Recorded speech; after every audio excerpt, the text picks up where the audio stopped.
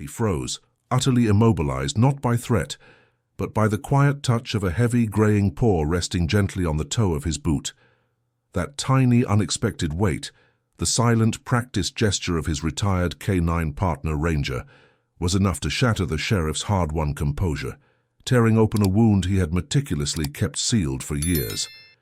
In that searing moment, under the oblivious, bright light of a community fair, the sheriff realized he wasn't just looking at an old service dog. He was looking at the silent guardian who had taken a bullet meant for him, and who was now asking, in the only language they shared, for the ultimate final act of honor, belonging. This isn't just a story about a man, a badge, and the relentless pursuit of justice in a small town. It's a candid look at the profound debt owed to those who display silent courage and the difficult reckoning required to finally bring peace into the heart of a good family. Tell me, where in this world do you find true stories like this? Drop your town or country in the comments below, because this is a journey that reminds us that the law of the heart often outweighs the letter of the law.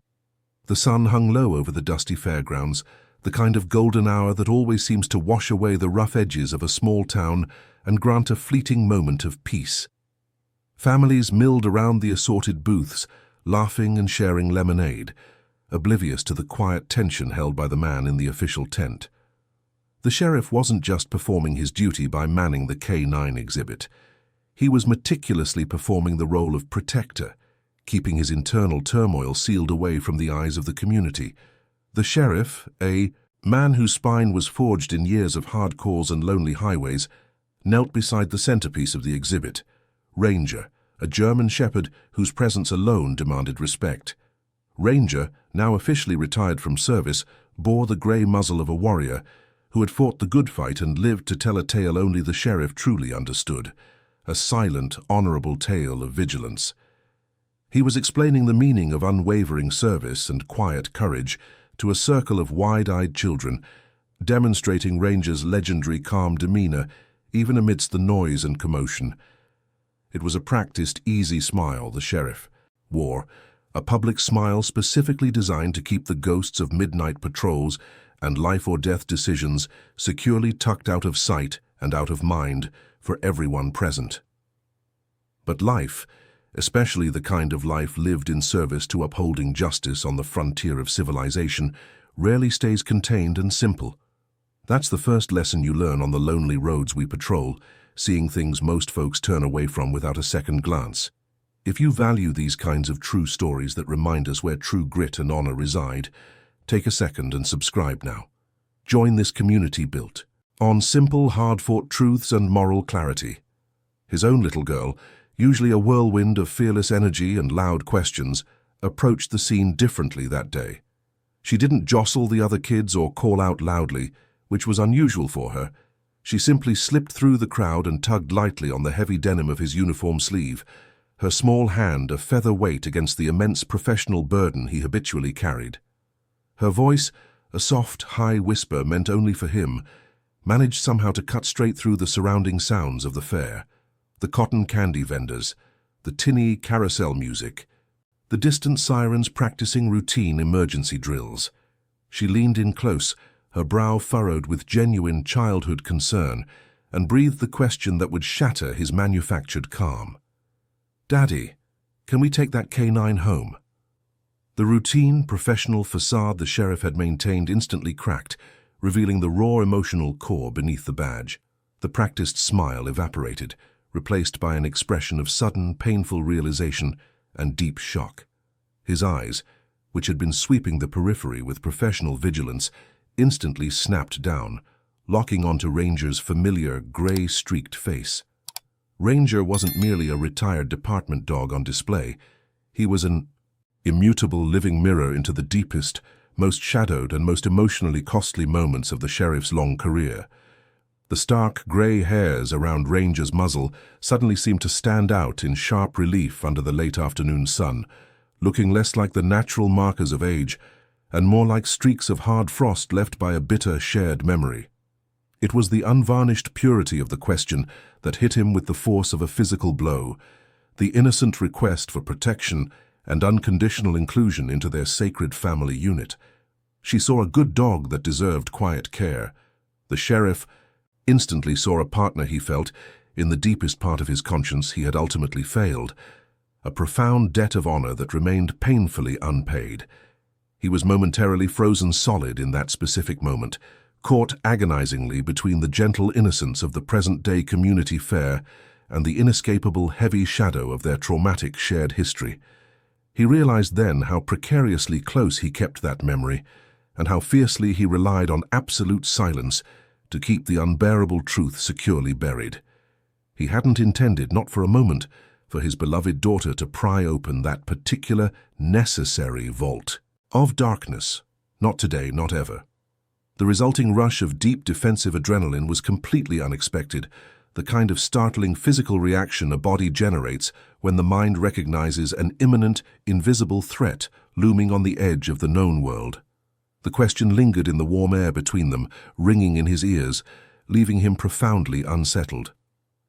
Why did an inquiry so simple, about extending their family, cause a man dedicated to maintaining the precise law and order of this county to completely lose his moral and emotional footing, even if only for the span of a single agonizing breath? To understand the sudden debilitating silence that fell over the sheriff in the midst of the fair, one must look back to the years when he and Ranger moved like a single unified shadow across the dark expanse of the county. They were less a deputy and his K9, and more an extension of the same steadfast will, bound by a profound, unspoken commitment to maintaining order, decency, and genuine justice in every desolate corner they patrolled. Their professional synergy had become the stuff of local legend, repeated over strong black coffee in the diner at dawn, the way Ranger could locate a lost child in a blinding downpour or track a dangerous fugitive across miles of unforgiving scrubland, always leading the sheriff to the truth and ensuring the necessary honor was upheld, often in moments of terrifying uncertainty. Ranger was the department's standard-bearer for loyalty. He never questioned the severity of the threat, the length of the shift, or the profound danger inherent in facing down the darkest elements of human nature that occasionally spilled over into their peaceful town.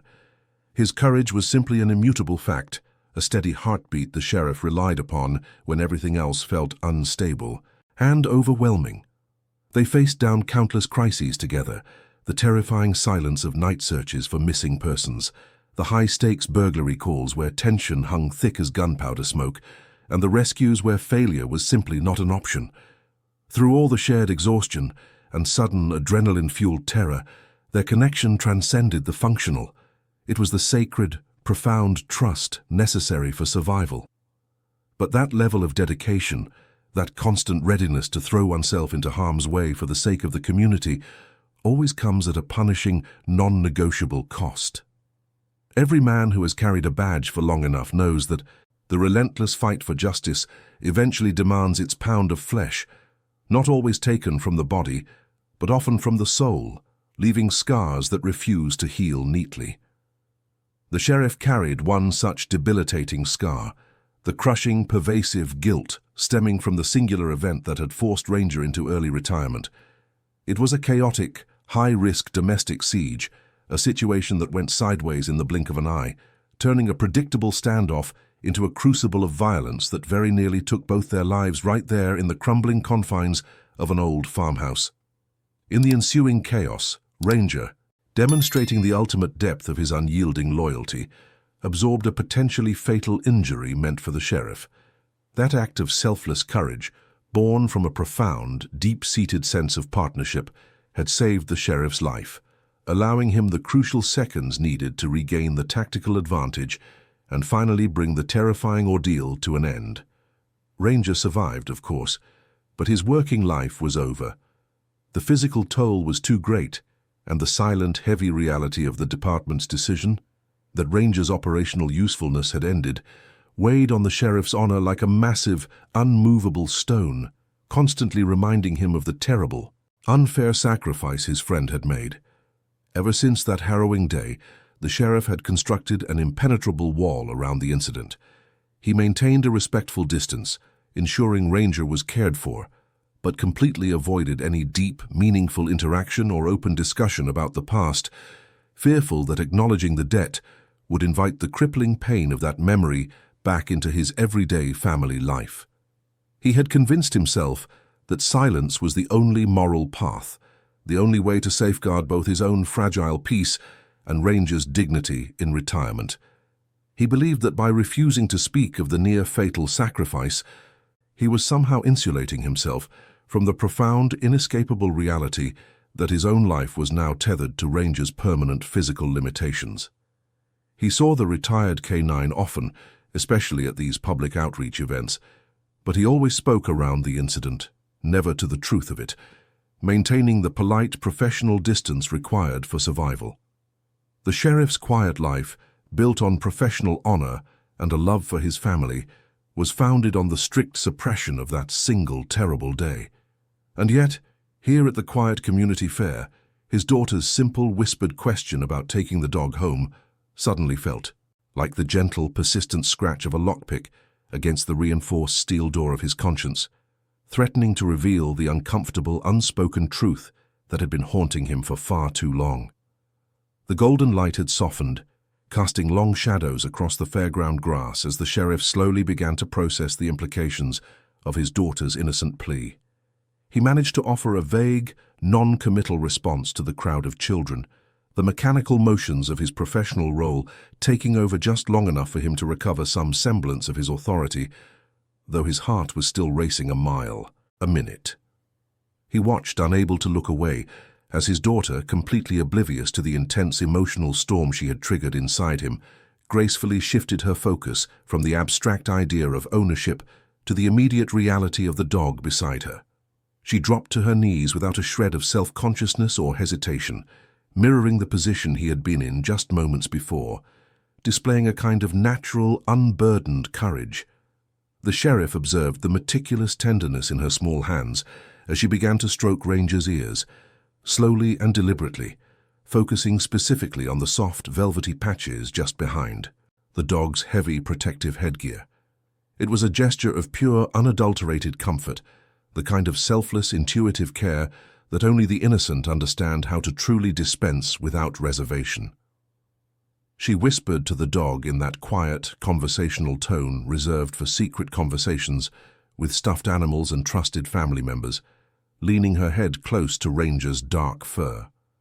Then, in the kind of direct, unvarnished simplicity that only children possess, she voiced her next question, aiming it directly at the dog. "Why do you look so sad and tired, old man?" Several parents standing nearby, observing the sweet interaction, chuckled softly, attributing the comment to typical childhood imagination, the tendency for children to project deep, complex human emotions onto the animal world. They saw a tired, elderly canine enjoying a gentle ear rub. They saw nothing extraordinary, nothing that disturbed the manufactured normalcy of the day, but the sheriff saw everything.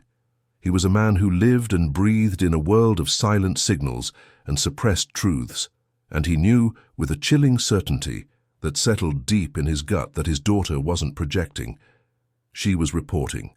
She had simply articulated the painful emotional weight that Ranger had been carrying in quiet honor ever since his forced retirement.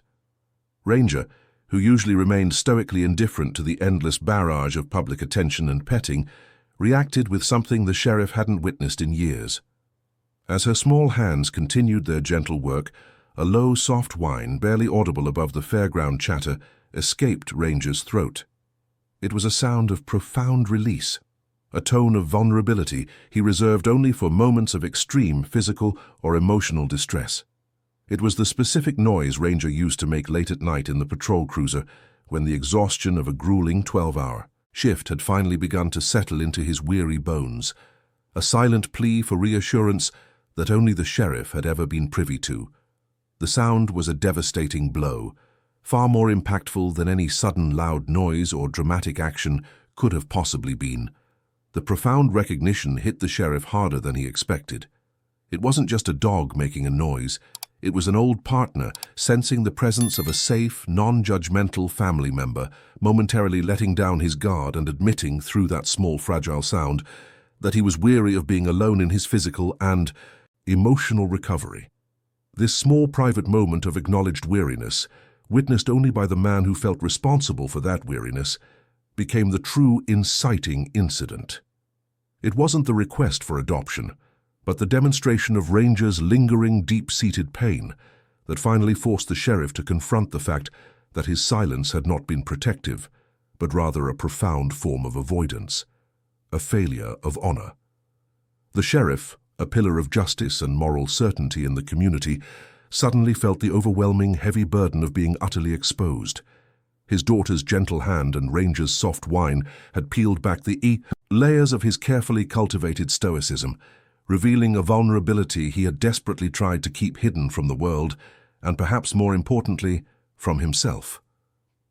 The feeling of the moment, the combination of innocence and profound shared history, was electric and intensely private. He realized now that Ranger was not just waiting for the day to end. He was waiting for something far more significant, something that required a level of emotional courage the sheriff wasn't sure he still possessed. The silence that followed Ranger's soft-telling whine stretched and tightened, becoming the most profoundly intense moment of the entire community fair. The sheriff could feel the weight of his guilt pressing down on him, realizing that his own daughter had achieved in mere seconds what years of internal debate and moral reckoning had failed to do, expose the aching wound of their separation. Just as the sheriff was steeling himself to respond, to gently explain the complexities of department policy and the official status of retired assets, his daughter, relentless in her simple, honest pursuit of what felt right, repeated her initial shattering question, this time with a tone of quiet determination that brooked no argument. "Daddy, can we take him home? If this deep dive into the unspoken bonds of courage and the price of justice moves you, take a moment right now and comment "justice" down below. Let me know that these stories of real honor still matter in a world that often prioritizes noise over substance. Your voice is important in this quiet community. The air seemed to crackle with anticipation, and then, in a heartbreaking, dramatic response that transcended mere coincidence, Ranger slowly lifted his heavy, graying head. His eyes, usually vigilant and sharp, met the sheriff's gaze with a look that was deeply knowing and profoundly melancholic, almost asking for permission to feel something more than the dull ache of retirement. Then, with a noticeable effort, the old canine shifted his weight and extended one of his front paws, placing it gently but deliberately upon the toe of the sheriff's highly polished regulation boot. It wasn't an accidental motion or a clumsy effort. It was a precise, practiced movement, a signature gesture known only to the two of them, used exclusively during their long and dangerous partnership. This was the same unmistakable signal Ranger used whenever he sensed the sheriff was reaching his absolute emotional limit, whenever the weight of their duties became too heavy, or whenever an impending threat was about to overwhelm their capacity to respond. It was Ranger's silent way of saying, "Hold steady, partner. I'm right here with you, and we will face this together." The sheriff froze entirely, the entire structure of his controlled world seeming to crumble into the dust of the fairground beneath his feet.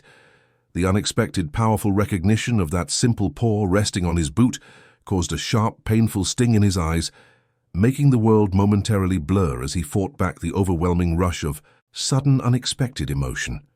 In that single, profound, wordless gesture, Ranger communicated everything that had been suppressed for years. He remembered the specific language of their shared trauma. He remembered the depth of their commitment, the promise they had made to each other in the dark, and the ultimate selfless act of courage that had cemented their history. The unspoken plea was evident. "I haven't forgotten our family. I haven't forgotten our purpose. I saved you then, Sheriff. Now please don't leave me here waiting for a closure that may never arrive." The immense debt of honor that the sheriff had tried to bury was now standing right in front of him, asking to be paid, not with gratitude but with simple companionship. The sheriff realized with a stunning clarity that Ranger was not just living out his retirement. He was, in essence, still waiting for the call, still waiting for his partner to recognize the profound mutual obligation that transcended badge numbers and department forms.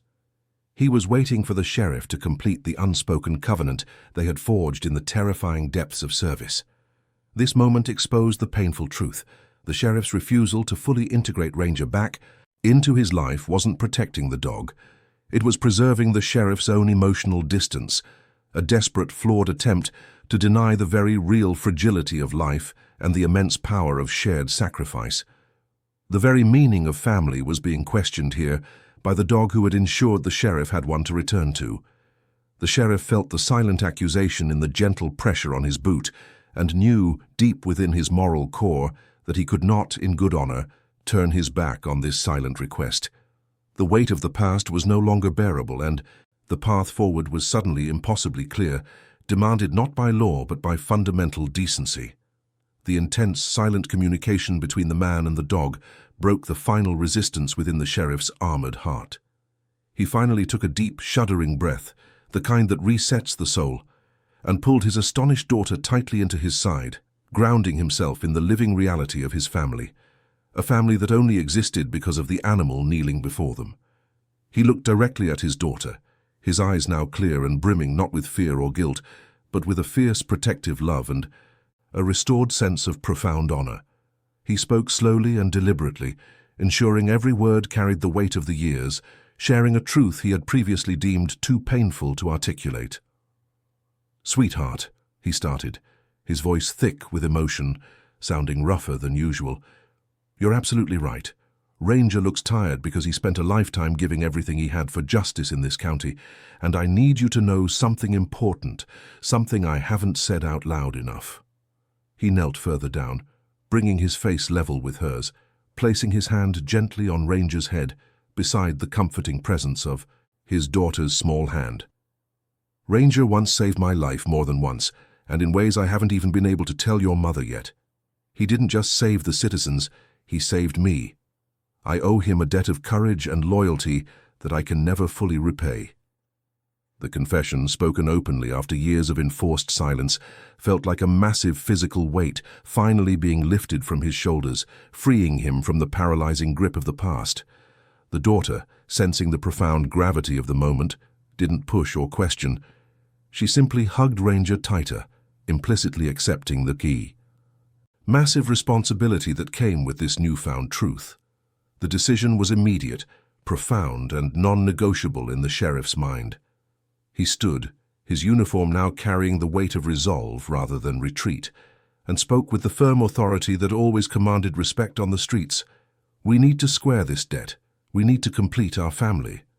Later that afternoon, after a rapid-fire series of calls that bypassed typical bureaucratic red tape, driven by the quiet, absolute authority of a sheriff making things right, permission was granted. Ranger's official retirement transfer was finalized, concluding the administrative chapter on his long and distinguished career. Ranger, the silent sentinel of justice, was coming home. The official adoption was the quietest moment of the entire day.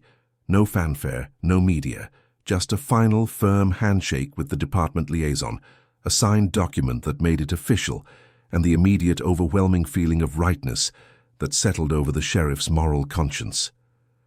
As they drove the familiar winding back roads towards their farmhouse, the setting sun painting the sky in fiery hues of redemption, Ranger was secured in the back seat, but not like an asset. He was resting, like a weary traveler finally reaching his destination, after a long and dangerous journey. In a gesture that felt like the final perfect punctuation mark on their history, Ranger slowly leveraged his heavy head forward and rested it squarely on the sheriff's lap. The familiar weight, the warmth of the fur, and the silent, accepting presence flooded the sheriff with an inexplicable sense of overwhelming peace. For the first time in years, perhaps since the day of the incident that changed everything, the sheriff felt the terrible, profound weight of the past finally lift. The silence that had once housed guilt now contained only the gentle rhythm of the dog's breathing. Honor had been restored, not through paperwork or public praise, but through the simple, profound act of inclusion into the fold of family. The journey was over, but the life, a new life of quiet companionship and mutual understanding, was just beginning, proving that sometimes the greatest act of courage is simply choosing to be present for the ones who carried you through the dark. That quiet drive home, with the silent, forgiving weight of an old partner on his lap, contained more raw truth than all the arrests, trials, and administrative hearings of the sheriff's long career combined. It was a tangible lesson in what true honor really means when the cameras are off and the uniform is about to be hung up for the evening. It wasn't about public recognition. It was about finally, simply, doing right by the one who had done right by you. Ask yourself this: you who seek justice and value courage, what debts of the heart are you still carrying, convinced that silence is protection when, in truth, it's only avoidance? What heavy weight will lift from your soul when you finally choose honesty and integration over distance and compartmentalization? Sometimes the most significant act of courage is admitting that you need the loyalty and companionship of those who have already sacrificed everything for your well-being. Life demands that we choose to act with honor, not just for the community we serve, but for the sacred bonds of family we create, whether those members walk on 2 legs or 4. The sheriff learned that his peace was inextricably linked to Ranger's peace. May this story inspire you to look closely at those silent guardians in your own life. If this journey resonated with you, if it stirred that deep inner voice that recognizes true, moral clarity, then join this path we share. Subscribe to this channel. Keep watching for the stories that reinforce the simple, essential truths of the American landscape, where men and dogs stand shoulder to shoulder against the dark. And remember this as you move forward: true courage isn't the absence of fear, it is the willingness to finally confront the past and extend the shelter of your heart to those who deserve it most.